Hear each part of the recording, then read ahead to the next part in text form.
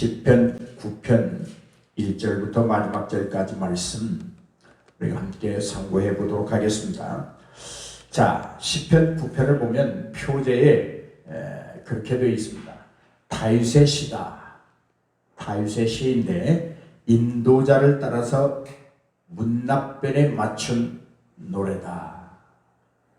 다윗이 부른 시인데 찬송인데 인도자를 따라서 누군가 주의하는 자, 곡을 쓴 자, 악보를 따라서 문납변에 맞춘 노래다. 여기 문납변이라고 하는 말은 곡조를 가리키는 말로 추측할 뿐 어떻게 확실하게 설명할 수 있는 그런 용어는 아닙니다. 그래서 이게 특별히 전문 용어다 그렇게 볼 수 있습니다. 문자적인 의미는 아들의 죽음 그런 말이에요. 아들의 죽음에 맞추어서 아들의 죽음 때문에 찾아든 그 어떤 슬픔, 서름을 위하여 아들의 죽음 위에 이런 말이 문납변이라고 합니다. 결합하여 아들의 죽음과 관련된 곡조에 따른 노래쯤이다 그렇게 해석할 수 있는 거예요. 그러니까 시편 9편은 아들의 죽음을 노래한 찬송시. 여러분, 아들의 죽음을 노래했다.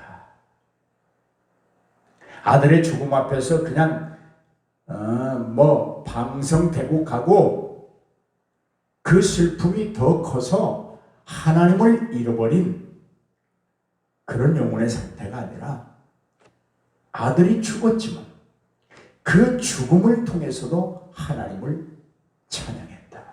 할렐루야. 놀라운 신앙입니다. 오늘 여러분 우리는 어떻습니까?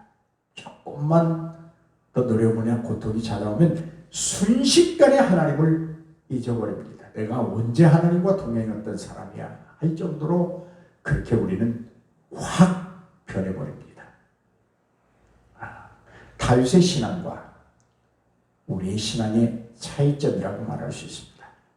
아들의 죽음이 슬프고 여러분 아비보다 먼저 죽은 아들의 죽음을 앞에 둔 아비의 심령이 얼마나 슬프고 정말 탄식스럽고 절망이 되겠습니까? 그럼에도 불구하고 당연히 슬픕니다. 당연히 탄식스럽습니다. 아들이 원망스럽기도 합니다.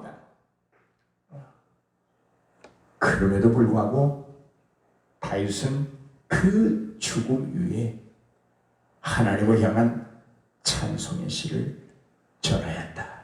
할렐루야. 우리의 신앙을 한번 다윗의 신앙과 점검해 볼 수 있기를 바랍니다. 주님은 이렇게 말씀하셨죠. 항상 기뻐하라. 항상 기뻐하라.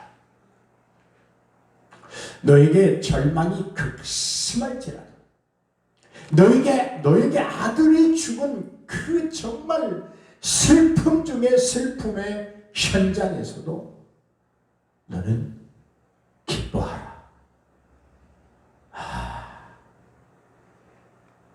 우리가 이 말씀을 대비해서 생각해 본다고 하면 우리의 신앙이 어떠해야 되고 모든 일상을 대하는 우리가 신앙인으로서 어떻게 대해야 되는가를 분명히 알 수 있게 됩니다. 아들의 죽음 위에 찬송의 시를 덮는 이 다윗의 신앙이 우리의 신앙이 되기를 주의 이름으로 축복합니다. 1절을 보면 그렇게 말합니다. 내가 전심으로 여호와께 감사하며 주의 모든 기이한 일들을 전하리이다. 여기 기이한 일들 이 말을 좀 더 정확하게 표현하면 이런 말이에요. 하나님께서 보여주신 놀라운 그리고 모든 일들을 내가 전하겠습니다. 직역한다면 당신이 보여주신 놀라운 모든 일들을 내가 전할 것입니다. 그런 말이에요. 그런데 당신이라고 하는 표현 좀 그렇죠? 그래서 저는 그렇게 해요. 하나님이 보여주신 그 놀라운 모든 일들을 내가 자세히 말할 것입니다. 그 말이 기이한 일들을 전하리이다. 이 말이 그런 말이에요. 하나님이 보여주신 그 놀라운 모든 일들을 내가 자세히 꼼꼼하게 정확하고 명료하고 분명하고 확신 있게 전하겠습니다. 알리겠습니다. 그런 말씀이에요. 물론 사랑하는 여러분, 다윗은 하나님의 말씀을 많이 알고 있었습니다. 다윗이 자기가 알고 있는 하나님의 말씀, 그 하나님께서 행하신 그 놀라운 모든 일들을 신앙의 눈으로 보고 믿음으로 받아들여서 그는 자세하게 후대들에게 전하려고 했던 것입니다. 오늘 그렇다면 우리도 하나님의 말씀에 좀 밝아야 합니다. 할렐루야. 내가 하나님의 말씀을 모르면서 무엇을 전할 수 있겠습니까? 여러분 한번 생각해 보세요. 내가 하나님께서 세상을 창조하셨다고 하는 그 말씀이 믿어지지 않는데 어떻게 다른 사람에게 하나님의 세상을 창조하신 창조주이십니다, 그렇게 전할 수 있겠어요? 그건 자세히 전하는 것이 아닙니다. 그냥 겉으로 전하는 거예요. 내용물이 없는 말에 불과한 거예요.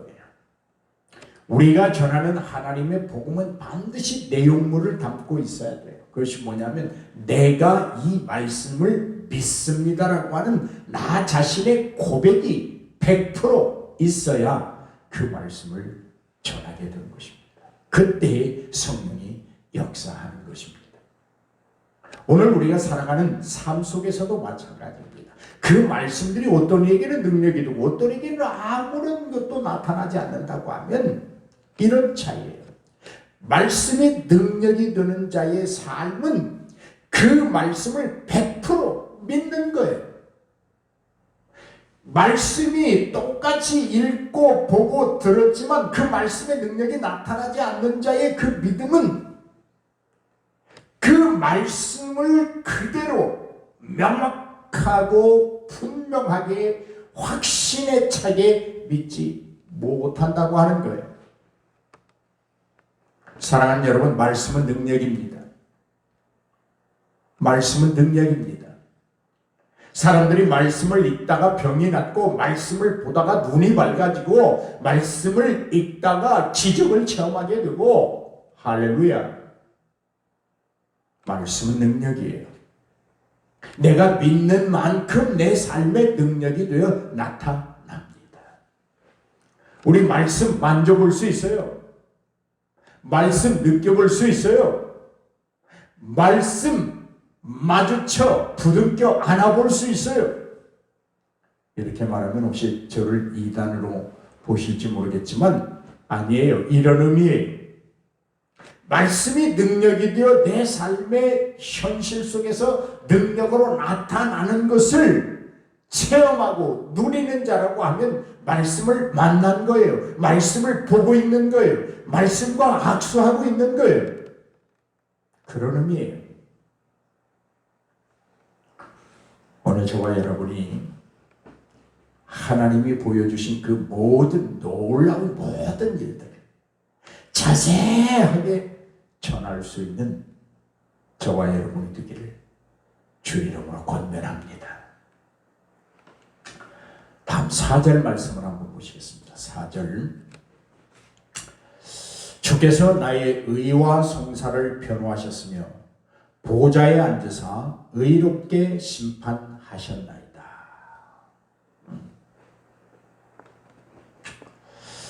하나님의 왕권과 재판권을 상징하는 그 자리를 지금 표현하고 있는 거예요. 주께서 나의 의와 송사를 변호하셨습니다. 누가 나의 의와 나의 죄를 계속해서 고발하고 있습니까? 율법이에요. 그리스도는 율법의 완성자였어요. 율법이 요구하는 그 의를 그리스도의 의로 덮어서 완성하신 분이에요. 십자가에 달려 보혈을 흘리심으로 그 새카맣던 율법의 정죄를 아주 새빨간 보혈로 덮으셔서 광채가 나고 빛나고 의롭다는 선포를 받아내신 거예요. 그래서 주께서 나의 의와 송사를 변호하셨습니다. 여러분, 변호했다고 하는 말에 우리가 주목해야 돼요. 내 의가 율법의 목적을, 율법의 요구를 이루어낸 것 아니에요. 주님이 변호해 주셨어요. 하나님이 요청하는 모든 법률적 해석을 통하여 주님께서 십자가의 보혈이라고 하는 것으로 변호해 주셨어요. 그래서 무죄를 이끌어내신 거예요. 할렐루야. 그러므로 우리는 하나님 앞에 아무것도 자랑할 게 없어. 티끌 만큼도 없어. 모든 것이 주님의 은혜일 뿐입니다. 할렐루야. 주님의 은혜예요. 5절 보실까요? 이방 나라들을 책망하시고 악인을 멸하시며 그들의 이름을 영원히 지우셨나이다. 여러분, 죄인들, 예수 그리스도를 알지 못하는 자들의 최종적인 그 패망의 모습을 우리에게 보여주는 완전한 패망인 거예요. 왜요? 주께서 하시는 일이기 때문에, 주님이 하시는 일이기 때문에 그래요. 주님이 심판주로 계시기 때문에 이방 나라들, 예수를 믿지 않는 자들은 영원히 패망하는 거예요. 회생할 기미가 없어요. 도저히 회생을 바라볼 수 없어요. 하나님은 믿는 자에게 복과 은혜를 베푸시는 것처럼 믿지 아니하는 자들과 악인들을 향해서 철저하게 패망으로 징계하시는 분입니다. 그것이 하나님의 공의요 정의인 것이죠. 자, 7절 말씀 보십시다. 7절. 여호와께서 영원히 앉으시며 심판을 위하여 보좌를 준비하셨도다. 영원이라고 하는 말. 영원히 앉으시며, 이 영원이라고 하는 말은 올람이라고 하는 말인데, 이 말은 아주 길고 긴 시간을 말해요. 지금 우리가 누리고 있는 시간이나 과거에 누려왔던 시간에다가 앞으로 다가올 모든 시간을 포괄적으로 가르쳐서 올람, 그건 하나님의 시간이야. 하나님의 시간은 사람의 인식 체계를 넘어서는 시공간적 개념을 가리켜서 영원, 올람 그렇게 말합니다. 그래서 우리가 그리스도에게로부터 송사의 변론을 받아서 의롭다함을 얻고 영생을 얻었다고 하는 그 영생은 영원히 산다고 하는 말인데, 바로 이 올람과 견주어 생각하면 하나님의 시간은 영원부터 영원이기 때문에 우리는 영원히 사는 거예요. 할렐루야. 그냥 몇 주 더 살다가, 며칠 더 살다가, 아니 몇 년 더 살다가 죽는 그런 것 영생 아닙니다. 영원히 사는 거예요. 인간의 인식 체계를 넘어서는 시공간적 개념 속에서 하나님이 주관하시는 그 시간, 하나님의 시간, 영원한 시간, 그 속에 우리는 영생하게 되는 것입니다. 아멘. 할렐루야. 14절 말씀 보실까요? 그리하시면 내가 주의 찬송을 다 전할 것이요 딸이 시온의 문에서 주의 구원을 기뻐하리이다. 주의 찬송을 다 전할 것이었다며 시온의 문에서 기뻐하리이다. 여기 주의 찬송이라고 하는 말은 당신의 모든 찬송, 그런 말입니다. 다시 말해서 하나님을 찬양할 수 있는 모든 찬송을 내가 부르겠습니다.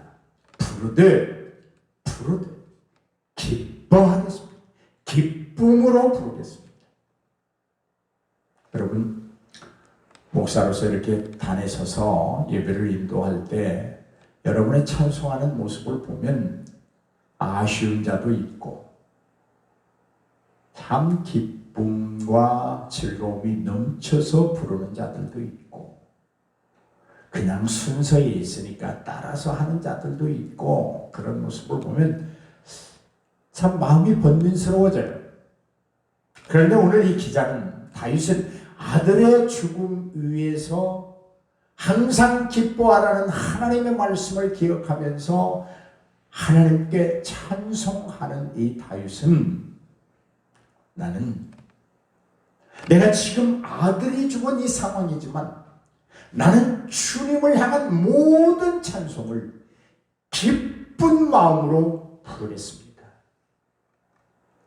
기뻐하면서 부르겠습니다. 아마 여러분 주변에 있던 사람들이 미쳤다고 할지도 모릅니다. 아들이 죽었는데 찬송을 기뻐하면서 부른다. 여러분, 우리 그렇게 생각할 수 있어요. 쉽게 기뻐하면서 부른다 하니까 막 춤을 덩실덩실 추면서 그렇게 부르는 것처럼 생각해 볼 수도 있어요. 또 그렇게 불렀을지도 모르겠어요. 제가 직접 보지 못한 사람이니까. 그러나 여기 기뻐한다고 하는 것은 내 심령 속에 휘몰아쳐왔던 아들의 죽음이라고 하는 그 슬픔의 장막을 쫙 벗어버리고 내 심령 속에서 올곧은 찬송을 하나님 앞에 드리겠습니다. 그런 말이에요. 여러분, 찬송하실 때 여러분 어떻습니까? 여러분은 찬송하실 때 정말 이것저것 막 잡다한 생각과 함께 혼동된 상태에서 입술만 떠들떠들하는 그런 찬송입니까? 아니면 그 모든 것을 다 벗어 던져버리고 내 심령의 중심 속에서 우러나는 하나님을 영원하게 하는 그런 찬송이십니까? 찬송 한 장을 부르더라도 우리는 전심을 다해서 불러야 합니다. 할렐루야, 할렐루야. 곡이 좀 틀려도 괜찮습니다. 박자가 좀 안 맞으면 어떻습니까? 그 틀린 그대로 하나님을 영화롭게만 할 수 있다면, 숨소리가 거칠고 좀 목소리가 된 소리가 나고 쇠 소리가 나도 괜찮습니다. 내 심령 중심에서 하나님을 찬양할 수 있는 그 모든 찬송을 기쁨으로 부를 수만 있다면 그것들은 찬송을 부르는데 어떤 제약이 될 수 없어요.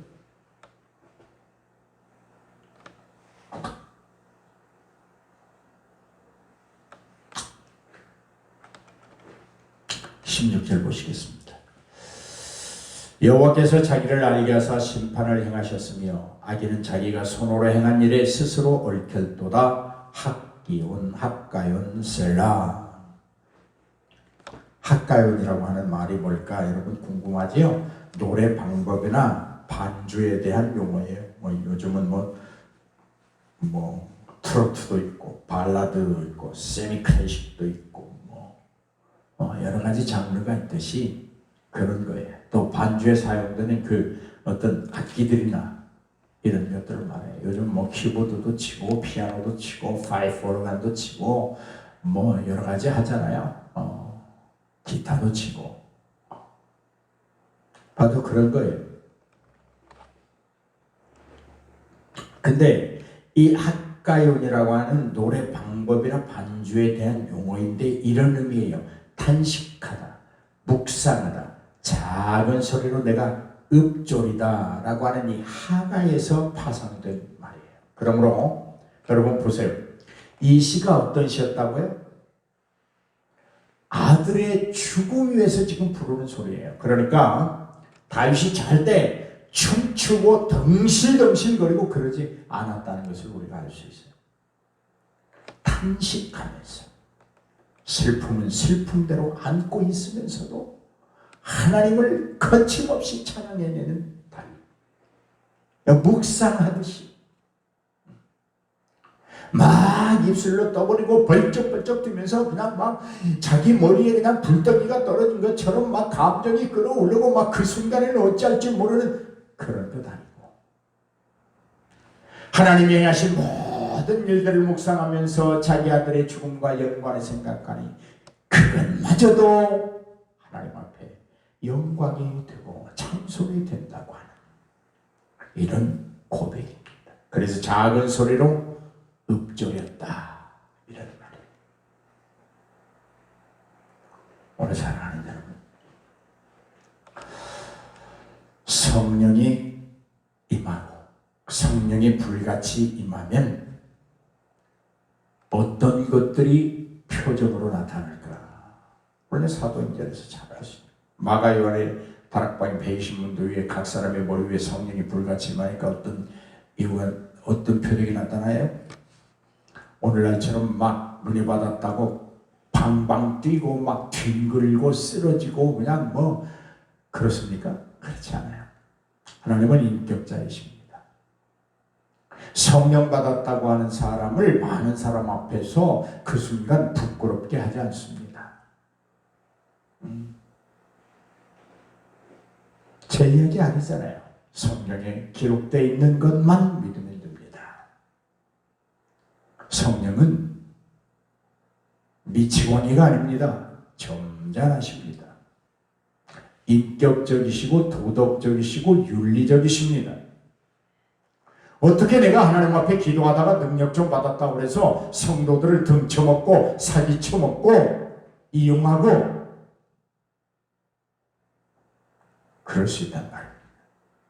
그건 성령의 역사가 아니에요. 마귀가 하는 짓이에요. 마귀가 하는 짓 보세요. 우리를 더 징구렁텅에 빠지게 하려고 하고 우리를 잡아 죽이려고 하고 영생에서 뺏어다가 멸망으로 쳐 박으려고 하는 것이 사단의 역사 아니에요.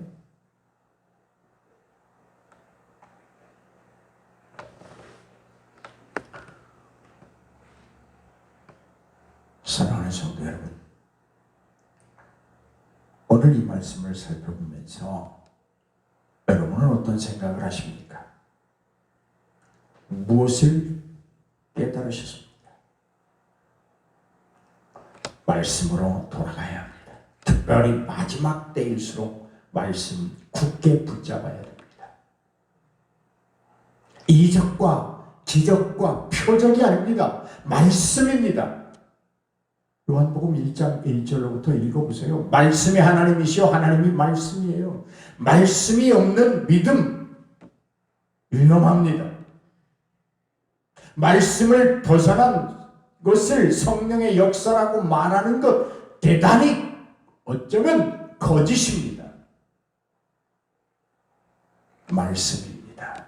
예수님이십니다. 하나님이십니다. 성령님이십니다.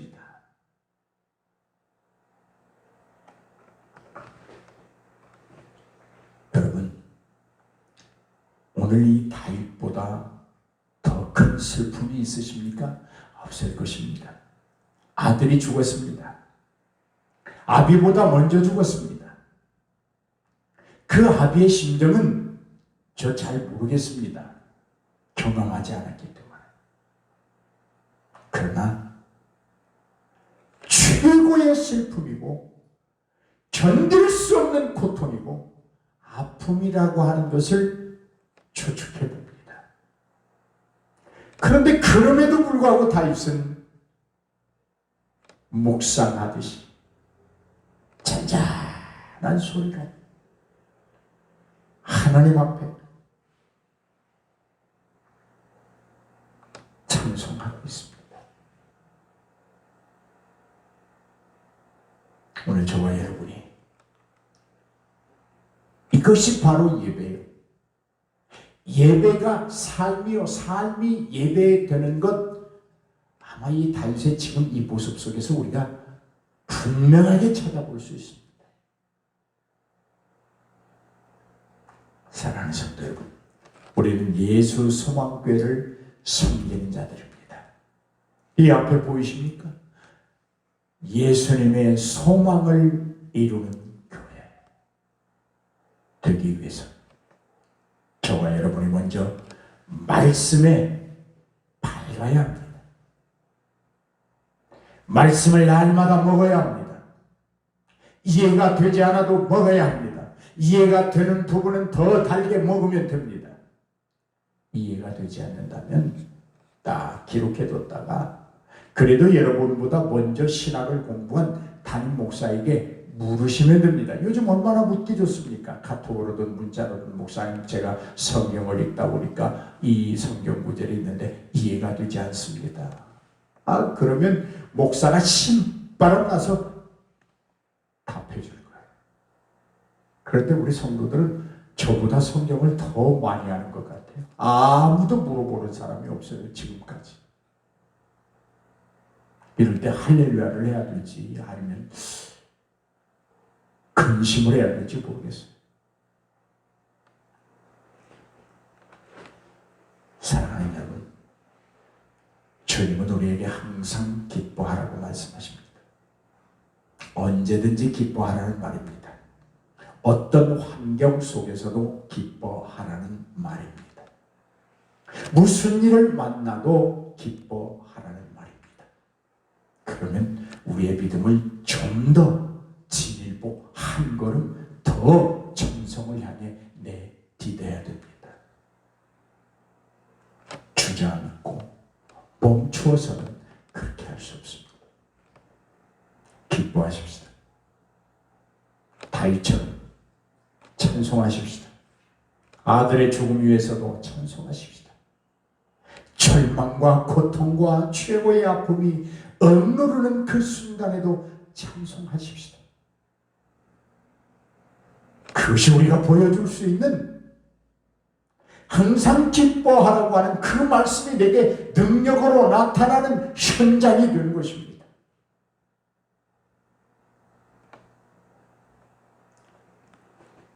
우리 사랑하는 여러분, 이 말씀 기억하시면서 우리 한번 하나님 앞에 동성